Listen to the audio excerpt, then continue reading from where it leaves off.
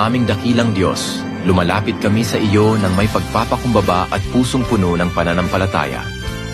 Itinataas namin sa iyo ang aming bansang Pilipinas at lahat ng mamamayan nito. Pagpalain mo po kami ng kapayapaan sa gitna ng mga pagsubok. Bigyan mo ng karunungan at katapatan ang aming mga pinuno upang maglingkod ng may malasakit at katarungan. Ipagkaloob mo po sa amin ang pagkakaisa, pagmamahalan, at malasakit sa isa't isa upang mapanatili ang kapayapaan at kaunlaran. Panginoon, patatagin mo ang aming pananampalataya, lalo na sa panahon ng pagsubok. Palakasin mo ang aming loob upang hindi kami panghinaan ng pag-asa. Pagalingin mo po ang may sakit, aliwin ang nalulungkot, at bigyan ng pag-asa ang mga nawawalan ng direksyon sa buhay. Panginoon, basbasan mo ang aming bayan ng saganang biyaya.